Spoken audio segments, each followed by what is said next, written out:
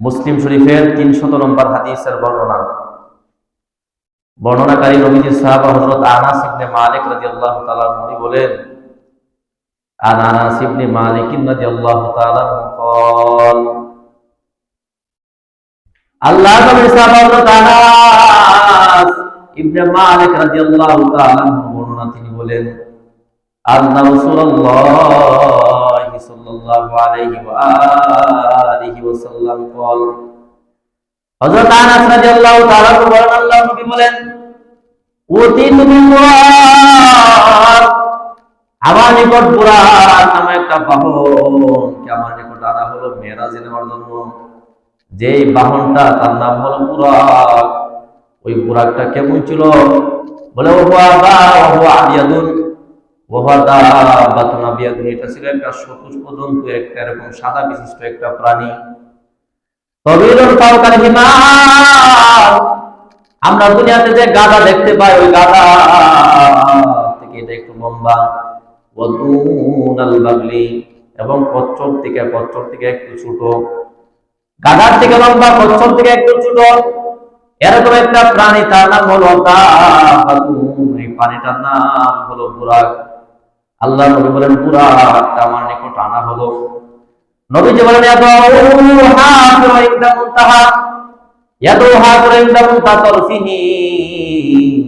বুরাকটা যখন একটা লাফ দিত, একটা তাবা দিত, এক লাফে বুরাকটা অতটুকু পর্যন্ত পৌঁছে যেত।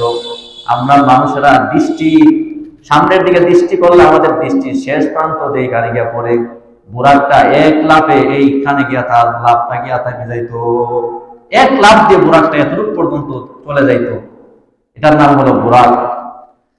বুরাক সম্পর্কে আবার তিরমিজি শরীফের 3131 নম্বর হাদিসের মধ্যে আসছে, বর্ণনাকারী আনাস রাদিয়াল্লাহু তাআলা উনি বলেন, আনাস রাদিয়াল্লাহু তাআলা আন্না নবী সাল্লাল্লাহু আলাইহি ওয়াসাল্লাম قال হযরত আনাস রাদিয়াল্লাহু তাআলা বর্ণনা আল্লাহ নবী বলেন, উতিতু বিল বুরাক লাইলাতুল মুসরাবি, মেরাজের রজনীতে আমার নিকট বুরাক নামক বাহনটাকে নিয়ে আসা হলো। এই বুরাক নামক বাহনটা আল্লাহ নবী বলেন, মুনজামান মুসাদান, এই বুরাক নামক বাহনটা এটা এরকম ভাবে মুসরাজান, এরকম ভাবে বাধাবিহীন ছিল। বুরাকটা নবীদের কাছে আসার পর এরকম এদিক সেদিক ছুটাছুটি করতে লাগলো। তার উপর আরোহণ করাটা অন্য মানুষের জন্য, আরোহীর জন্য কষ্টদায়ক হয়ে যায়। এরকম ভাবে বুরাকটা এরকম ভাবে এদিক সেদিক এরকম ভাবে দৌড়াদৌড়ি করতে লাগলো। এই দৌড়াদৌড়ি দেখার পর জিবরাইল আমিন বললেন, জিবরাইল আমিন বুরাকটাকে বললেন, আবি মুহাম্মাদিন তাফালু হাদা, তুমি কি মুহাম্মদুর রাসূলুল্লাহর সঙ্গে ওই কাজটা করবা? তুমি যদি ছুটাছুটি করো তাহলে নবীজি তো এরকম ভাবে তোমার উপর আরোহণ করতে পারবে না। তুমি কি নবীজিকে চিনো? তারপর জিবরাইল আমিন বুরাকে নবীজিকে চিনাই। জিবরাইল আমিন বললেন, ফামা ওয়াকিবাকা হাদুন, তোমার উপর এরকম কেউ আরোহণ করে নাই। আকরাহু আলাল্লাহি মিনহু, আজকে তোমার উপর যিনি আরোহণ করবে তার থেকে সম্মানিত অন্য কেউ তোমার উপর আরোহণ করে নাই। তোমার উপর এরকম ভাবে উনি আজকে যিনি উঠবেন, আরোহণ করবেন, মুহাম্মদ রাসূলুল্লাহ, ওনার থেকে সম্মানিত কেউ তোমার উপর আরোহণ করে নাই। সুতরাং তুমি লাফালাফি করিও না, তুমি থেমে যাও। আল্লাহ নবী বলেন, জিবরাইল আমিন যখন এই কথাটা বললেন, বুরাকটা এরকম ভাবে কর্মাক্ত হয়ে গেল, মানে ঘেমে গেল, চিন্তায় পেরেশান, টেনশন এরকম ভাবে ঘেমে যায়। বুড়াটা ঘেমে গেল, আর আমি কাজটা করলাম কি? বুড়া এরকম ভাবে আরাম, মানে ঘেমে যাওয়া, বুড়াটা চিন্তায় পেরেশান এরকম ভাবে ঘেমে গেল, আর আমি কাজটা করলাম কি? এই হলো বুরাক। আবার তিরমিজি মুসলিম শরীফের 300 নম্বর হাদিসের মধ্যে আসি, নবীজি বলেন, বুরাকটা যখন থেমে যায়, ফারকিবতুহু, আমি বুরাকের উপর আরোহণ করলাম, হাত্তা আতাইতু বাইতুল মাকদিস, অতঃপর আমাকে বাইতুল মুকাদ্দাসের মধ্যে নিয়ে যাওয়া হলো। আমরা গত জুমাতে জানতেছিলাম যে মসজিদে হারাম থেকে বাইতুল মুকাদ্দাস পর্যন্ত জমিনি ভ্রমণটাকে ইসরা বলা হয়। বাইতুল মুকাদ্দাসে যাওয়ার পর নবীজি বলেন, ফারহাতুহু, আমি আমার বাহনটাকে বাঁধলাম, লিল হালকাতিল্লাতি ইয়ারবিতু ফিহিল আনবিয়া, অন্যান্য নবীরা বাইতুল মুকাদ্দাসের যে কুটিতে যে পিলারের মধ্যে তাদের বাহনটা বাঁধত, আমি মুহাম্মদ রাসূলুল্লাহ আমার বাহন বুরাকটাকে ওই কুটিতে বাঁধলাম। বাঁধার পর নবীজি বলেন সুম্মা দাখালতুল মসজিদ, অতঃপর আমি মসজিদে বাইতুল মুকাদ্দাসের মধ্যে প্রবেশ করলাম। ফাসাল্লাইতু ফিহি রাকাতাইন, সেখানে আমি 2 রাকাত নামাজ পড়লাম। অন্য বর্ণনায় আছে যে আল্লাহ তাআলা অনেক নবীদেরকে এখানে একত্রিত করলেন, নবীজির ইমামতিতে 2 রাকাত নামাজ সকল ইমামরা পড়লেন। এইটা দ্বারা এই কাজটা করার দ্বারা নবীজিকে সাইয়্যিদুল মুরসালিন, সকল নবীদের সর্দার আল্লাহ তাআলা সাব্যস্ত করলেন, প্রমাণিত করলেন যে আমাদের নবীজি ইমামতি করলেন, কিন্তু মুসলিম শরীফের 300 হাদিসের মধ্যে নবীজি নামাজ পড়াইছেন, ইমামতি করছেন, এটা আসে নাই। নবীজি বলতে ফাসাল্লাইতু ফিহি রাকাতাইন, আমি এখানে 2 রাকাত নামাজ পড়লাম। তারপর নবীজি বলেন সুম্মা খারাজতু, আমি বাইরে হয়ে গেলাম। ফাজাআনি জিবরাইল আমার নিকট আসলেন। জিবরাইল আমিন আমার নিকট আসার পর আল্লাহ নবী বললেন বিনাইন মিন খামরিন ওয়া ইনাইন মিন লাবান। জিবরাইল আমার নিকট 2টা পাত্র নিয়ে আসলেন। মিন খামরিন, একটা পাত্রের মধ্যে শরাব, আর একটা পাত্রের মধ্যে দুধ। 2টা পাত্র আমার সামনে নিয়ে আসলেন। ওই 2টা পাত্র আনার পর আল্লাহ নবী বলেন ফাস্তাগফারতুল লাবান, আমি এরকম ভাবে দুধটা গ্রহণ করলাম, শরাবটা আমি গ্রহণ করি নাই। আল্লাহ নবী বলেন আমি যখন এরকম ভাবে দুধটা গ্রহণ করলাম, শরাবটা গ্রহণ করি নাই, তখন ফাকারা জিবরাইল আমি বললেন ইখতারতাল ফিতরা, আপনি সহজ সরলটাই আপনি গ্রহণ করলেন, মানে 12টাই আপনি গ্রহণ করলেন। এই যে পাত্র সম্পর্কে আবার বুখারী শরীফের 4709 নম্বর হাদিসের মধ্যে আসছে, বর্ণনাকারী আবু হুরায়রা রাদিয়াল্লাহু তাআলা উনি বলেন قال আবু হুরায়রা রাদিয়াল্লাহু তাআলা উতিয়া রাসূলুল্লাহ সাল্লাল্লাহু আলাইহি ওয়াসাল্লাম লাইলাতুল সিরাবি।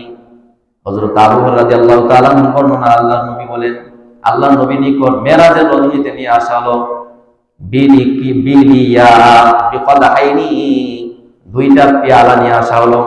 মুসলিম শরীফের হাদিসের মধ্যে আছে 300 নম্বর হাদিসে নবীজির নিকট 2টা পাত্র নিয়ে আসা হলো। বুখারীর 4709 নম্বর হাদিসের মধ্যে আছে যে নবীজির নিকট 2টা পেয়ালা নিয়ে আসা হলো। বলে বিন খামরিন, একটার মধ্যে শরাব, আরেকটার মধ্যে ওয়াবিল লাবানিন, আরেকটার মধ্যে দুধ। 2টা পেয়ালা নবীজির সামনে আনা হলো। আনার পর আল্লাহ নবী ফানাযারা ইলাইহিমা, আল্লাহ নবী ওইটা পেয়ালা দিকে এরকম ভাবে লক্ষ্য করলেন, তাকাইলেন। একবার নবীজি এরকম শরাবের দিকে তাকায়, আবার দুধের দিকে তাকায়, একবার শরাবের দিকে তাকায়, আবার নবীজি দুধের দিকে তাকায়। ফাখাযাল্লাবান, অতঃপর নবীজি এরকম ভাবে দুধের পেয়ালাটা নবীজি গ্রহণ করলেন। নবীজি যখন দুধের পেয়ালা গ্রহণ করলেন, ফাকালা জিবরাইল আলাইহিস বললেন আলহামদুলিল্লাহিল্লাযী হাদাকানিল ফিতরা, আমি সমস্ত প্রশংসা ওই আল্লাহ তাআলার জন্য যিনি আপনাকে সহজটা সঠিকটা গ্রহণ করার হেদায়েত আল্লাহ তাআলা তৌফিক আপনাকে দান করলেন, সহজটা গ্রহণ করার তৌফিক দিলেন। জিবরাইল আলাইহিস শেষে বলে, হাদিসের শেষে বুখারী শরীফের 4709 নম্বর হাদিসের শেষের দিকে বলেন লাউ আকাসতাল খামরা, আপনি যদি শরাবটা পান করতেন, শরাবটা যদি গ্রহণ করতেন, আপনি যদি নিতেন শরাবের পাত্রটা পেয়ালাটা যদি আপনি গ্রহণ করতেন, গাওয়াত উম্মাতুকা, না হলে আপনার সমস্ত উম্মতরা পথভ্রষ্ট হয়ে যেত, গুমরা হয়ে যেত। অন্যান্য নবীরা চলে যাওয়ার পর, ঈসা আলাইহিস সালাম চলে যাওয়ার পর, মুসা আলাইহিস সালাম চলে যাওয়ার পর ইহুদিরা খ্রিস্টানরা যেরকম ভাবে সমূলে সবাই পথভ্রষ্ট হয়ে গেছে, আপনি চলে যাওয়ার পর আপনার উম্মতেরাও এরকম ভাবে পথভ্রষ্ট হয়ে সবাই গুমরা হয়ে যেত। যদি আপনি এরকম ভাবে শরাবটা এরকম ভাবে যদি আপনি মদের পাত্রটা পেয়ালাটা যদি আপনি গ্রহণ করতেন, নবীজি দুধটা গ্রহণ করলেন, এটা দ্বারা পাত্র সম্পর্কে আমরা জানতে পারলাম। আবার আমরা মুসলিম শরীফের 300 নম্বর হাদিসে চলে আসি, হাদিসটা অনেক লম্বা। নবীজি বললেন তারপরে এরপর থেকে এখান থেকে এরকম ভাবে মেরাজ আরম্ভ হলো। বাইতুল হারাম থেকে, মসজিদে হারাম থেকে বাইতুল মুকাদ্দাস পর্যন্ত আসাটাকে ইসরা বলা হয়। বাইতুল মুকাদ্দাস থেকে উদ্রগমনটাকে মেরাজ বলা হয়। এখান থেকে মেরাজ। আল্লাহ বলেন সুম্মা রাদা বিনা ইলা সামা, অতঃপর আমরা এরকম ভাবে ঊর্ধ্ব আকাশের দিকে এরকম ভাবে গমন করলাম। গমন করার পর এরকম ভাবে আকাশে পৌঁছার পর ফাস্তাতা জিবরাইল আমিন প্রথম আকাশটা খোলার জন্য অনুমতি চাইলেন। জিবরাইল আমিন প্রথম আকাশের কাছে যাওয়ার পর, অনুমতি চাওয়ার পর ফাকিলা, ওই আকাশের ফেরেশতারা জিবরাইল আমিনকে প্রশ্ন করলেন মান আনতা, আপনি কে, যিনি অনুমতি চাইতেছেন ঢোকার জন্য? জিবরাইল আমিন জবাব দেয় আনা জিবরাইল, আমি তো জিবরাইল। বলে ও আমার মা আপনার সাথে যে উনি কে? বলেন মুহাম্মদুর রাসূলুল্লাহ। উনি বলেন মুহাম্মদুর রাসূলুল্লাহ সাল্লাল্লাহু আলাইহি সাল্লাম। জিবরাইল আমিনকে আবার বলা হলো, কি না জিবরাইল আমিনকে আবার প্রশ্ন করা হলো, কত বুইসা ইলাইহি, আপনাকে কি প্রেরণ করা হয়েছে দুনিয়াতে ওনাকে নিয়ে আসার জন্য? জিবরাইল আমিন বলেন কত বুইসা ইলাইহি, ওনাকে আনার জন্য আল্লাহ তাআলা আমাকে দুনিয়ার মধ্যে প্রেরণ করেছেন। এখান থেকে আমাদের শিক্ষণীয় একটা বিষয়, আপনি যত বলে হন, আমরা কেউ বাড়িতে যাওয়ার পর অনুমতি ছাড়া ঢোকা যাবে না। একজনের বাড়িতে গেলেন অনুমতি চাইতে হবে। দেখেন জিবরাইল আলাইহিস সালাম উনি ফেরেশতাদের মধ্যে শ্রেষ্ঠ ফেরেশতা, মুহাম্মদুর রাসূলুল্লাহ ফেরেশতা সহ সমস্ত মাখলুক থেকে শ্রেষ্ঠ। আল্লাহর পরে যার স্থান নবীকে নিয়ে জিবরাইল আমিন মেরাজে গেলেন। প্রথম আকাশে যাওয়ার পর অনুমতি চাইলেন। অনুমতি কেন চাইলেন? আমাদেরকে এই শিষ্টাচার আদব শিক্ষা দেওয়ার জন্য, যে তোমরা যদি কারো কাছে যাও, কারো বাড়িতে যাও, অনুমতি চাইতে হবে। আমরা অনেকে আছি, অনেকের সাথে চলাফেরা করতে করতে ফিরি, এই জন্য অনুমতি চাওয়া লাগে না, অনুমতি ছাড়াই ঢুকে যাই। বললেন এটা করা যাবে না, বরং জিবরাইল আমিন আমাদেরকে শিক্ষা দিলেন, দেখো আমি জিবরাইল বোঝাইতে চাই যে আমি শ্রেষ্ঠ, যিনি আমার সাথে আছে উনি আমার থেকে শ্রেষ্ঠ। আমরা দুজন প্রথম আকাশে অনুমতি চাইলাম কেন? তোমাদেরকে আদব শিষ্টাচার শিক্ষা দেওয়ার জন্য। এই জন্য কারো কাছে চাইলে তার কাছে অনুমতি চাইতে হবে। বলে জিবরাইল নবীজি বলেন আমি এরকম প্রথম আকাশে গেলাম, ফাইদা আনা বিআদম, আমি আদম আলাইহিস সালামকে দেখতে পাইলাম। আদম আলাইহিস সালাম সাক্ষাৎ হলো। ফারহাবা বি, উনি আমাকে স্বাগতম দিলেন, উনি আমাকে সম্বর্ধনা জানাইলেন, এরকম উনি আমাকে মারহাবা দিলেন। দেওয়ার পর বলে ওয়াদা আলী বিখাইর, উনি আমার জন্য কল্যাণের দোয়া করলেন। আদম আলাইহিস সালাম সম্পর্কে আসছে যে বুখারী শরীফের 349 নম্বর হাদিসের মধ্যে আসছে, নবীজি বলেন ফাকুলু জিবরাইল, আমি জিবরাইলকে প্রশ্ন করলাম যে মান হাযা, উনি কে? জিবরাইল বলল হাযা আদম, উনি হলেন আদম আলাইহিস সালাম। আমি তাকায় দেখি যে আদম আলাইহিস সালামের ডানে বামে অনেকগুলা মানুষ দেখা যায়। বলে ওয়াহাদিল মুসবিদাতু আন ইয়ামিনি ওয়া শিমালি নাসাবু বানিহি, তার সামনে পিছনে তার ডানে বামে অনেকগুলা মানুষ দেখা যায়। সামনে একদল মানুষ, ডানে একদিকে এক মানুষ, বামে আরেক দল মানুষ। জিবরাইল আমিন আমাকে বললেন যে ওনার ডানে বামে যারা আছে সবগুলা হলো নাসাবু বানিহি, তার সন্তানাদি, তার সন্তানগুলো। নবীজি বলেন আমি তাকায় দেখি যে আদম আলাইহিস সালাম যখন ডান দিকে তাকায়, ফাইদা নাযারা আন ইয়ামিনি, উনি যখন ডান দিকে তাকায়, দহিকা, উনি হাসেন। ওয়াইদা নাযারা কিবালা শিমালি, উনি যখন বাম দিকে তাকায় উনি কান্না করেন। বলে এটা কেন করেন? জিবরাইল আমিন বলে যে ডান দিকে যারা আছে তারা হলো জান্নাতি, মিনহু মাহরুল জান্নাত, তারা হলো জান্নাতি। জান্নাতীদের দেখার পর আদম আলাইহিস সালাম দহিকা, উনি হাসেন। আর বাম দিকে যখন তাকান, বাম দিকে যারা আছে তারা হলো জাহান্নামী, তাদের দিকে দেখার পর বাঁকা, উনি কান্না করেন। আদম আলাইহিস সালাম কান্না করেন, একবার বাম দিকে তাকায়, আবার ডান দিকে তাকায়। আল্লাহ তাআলা আমাদের সবাইকে জান্নাতি হওয়ার তৌফিক আল্লাহ দান করুন। এটা আমরা বুখারী শরীফের 349 নম্বর হাদিসের অংশ থেকে জানতে পারলাম। আবার মুসলিম শরীফের 300 নম্বর হাদিসের মধ্যে আবার চলে আসি, নবীজি বলেন এরকম ভাবে দ্বিতীয় আকাশের মধ্যে সুম্মা আওয়াজা ইলা সামাই সানিয়া, অতঃপর দ্বিতীয় আকাশের মধ্যে আবার নেওয়া হলো। নেওয়ার পর প্রথম আকাশের মধ্যে যা কিছু বলছে, বলে দ্বিতীয় আকাশের মধ্যে তাই বললাম। মানে বললো আপনি কে? বলে আমি জিবরাইল।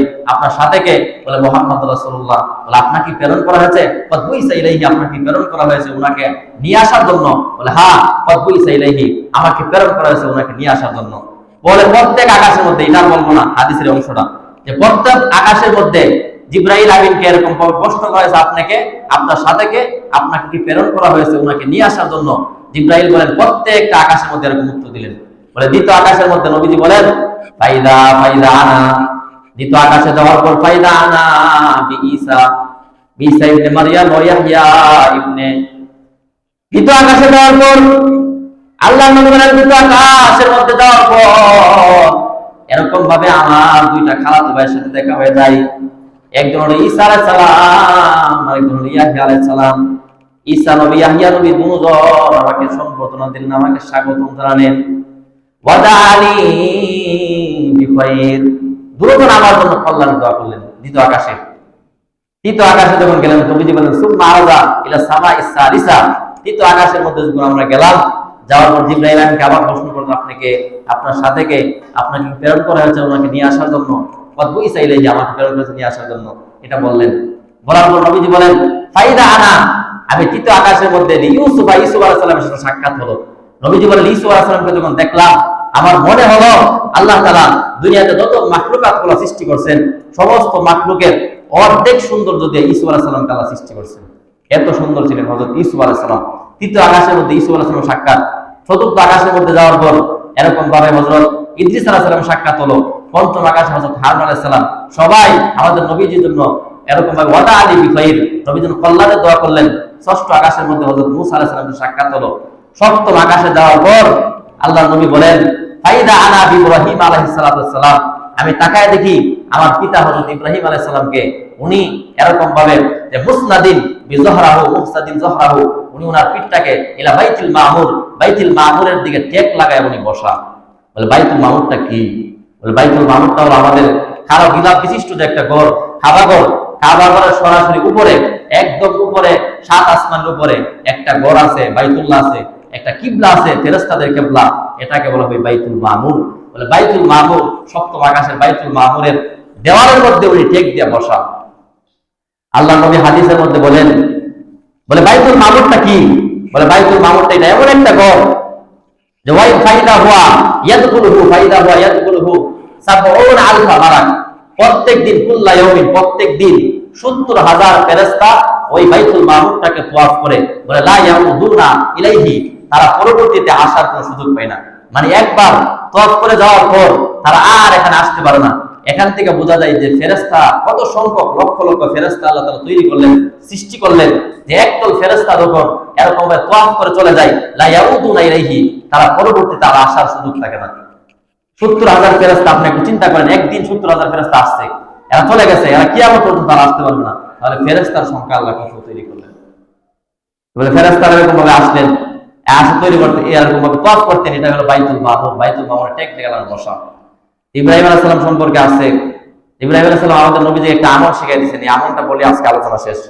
তিরমিজি শরীফের ৩,৪৬২ নম্বর হাদিস। এই হাদিসের মধ্যে আছে নবীজি বলেন, আমল চমৎকার, আমরা এই আমলটা করার চেষ্টা করব ইনশাআল্লাহ। আর আবু মাসউদ রাদিয়াল্লাহু তাআলা আনহু قال, নবীজি সাহাবা আবু মাসউদ রাদিয়াল্লাহু তাআলা আনহু বর্ণনা, قال আল্লাহর নবী বলেন, قال রাসূলুল্লাহ সাল্লাল্লাহু আলাইহি ওয়াসাল্লাম, আল্লাহর নবী বলেন, লাকিতু ইব্রাহিমা, সপ্তম আকাশের মধ্যে ইব্রাহিম আলাইহিস সালামের সাথে আমার সাক্ষাৎ হয়ে যায়। লাইলাতুল উসরা বি ওয়া ইব্রাহিম, নবীর সাথে মেরাজের রজনীতে আমার সাক্ষাৎ হয়ে যায়। সাক্ষাৎ হওয়ার পর ইব্রাহিম আলাইহিস সালাম ফাকাল ইয়া মুহাম্মদ, ইব্রাহিম আলাইহিস সালাম বলেন, এ মুহাম্মদ, আমার সন্তান মুহাম্মদুর রাসূলুল্লাহ। আমি এরকম ভাবে ইব্রাহিমের দিকে তাকাইলাম, তাকানোর পর ইব্রাহিম আলাইহিস সালাম বলেন, আকরি উম্মাতাকা বিস সালাম, তুমি মেরাজ থেকে দুনিয়ায় যাওয়ার পর আমার পক্ষ থেকে তোমার উম্মতদেরকে সালাম বিনিময় করবা, সালাম পৌঁছে দিবা। ইব্রাহিম নবী আমাদেরকে এরকম ভাবে সালাম দিলেন। ফাকবিরহুম, তাদেরকে তুমি ওই সংবাদটা দিবা, জান্নাল জান্নাতা তাইয়্যিবাতুত তুরাব, বলে জান্নাতের মাটিগুলো এরকম সুগন্ধিযুক্ত মাটি, জান্নাতের মাটিটা সুগন্ধযুক্ত। বলে আসবাতুল মা, জান্নাতের মধ্যে যে পানীয়গুলো আছে, জান্নাতের পানীয়গুলো সুমিষ্ট, যে মিষ্টির কোনো তুলনা করা যায় না। জান্নাতের মাটিগুলো সুগন্ধ, জান্নাতের পানিগুলো সুগন্ধযুক্ত। তারপরে এরকম ভাবে ইব্রাহিম আলাইহিস সালাম বলেন, ওয়ান্নাহা কিওয়ানু, জান্নাতটা হলো একটা সমতল ভূমি। ওয়ান্নাহা গিরাসাহা, জান্নাতের গাছপালা হলো সুবহানাল্লাহি ওয়া আলহামদুলিল্লাহি ওয়া লা ইলাহা ইল্লাল্লাহ ওয়াল্লাহু আকবার। এই দোয়াটা হলো জান্নাতের গাছ, যে যতবার পড়বে তার নামে একটা জান্নাতের মধ্যে গাছ লাগানো হবে। দোয়াটা একটু আমার সাথে বলেন, সুবহানাল্লাহি ওয়া আলহামদুলিল্লাহি ওয়া লা ইলাহা ইল্লাল্লাহু ওয়াল্লাহু আকবার। আবার একটু পড়ি, সুবহানাল্লাহি ওয়া আলহামদুলিল্লাহি ওয়া লা ইলাহা ইল্লাল্লাহু ওয়াল্লাহু আকবার। আমরা সবাই আমলটা করবো, যারা পারি না শিখে নেব ইনশাআল্লাহ। আমলটা করলে যতবার করবেন আপনার নামে জান্নাতের মধ্যে একটা গাছ আল্লাহ তাআলা লাগাই দিবেন, তৈরি করবেন। আল্লাহ তাআলা আমাদেরকে এই আমলটা করার তৌফিক দান করুক। পরবর্তী জুমাতে ইনশাআল্লাহ সিদরাতুল মুনতাহা থেকে মেরাজের বাকি বিষয়টা নিয়ে আমরা কোরআন হাদিসের আলোকে শুনবো ইনশাআল্লাহ। আল্লাহ তাআলা আমাদের সবাইকে এই আমলটা করার তৌফিক আল্লাহ দান করুক।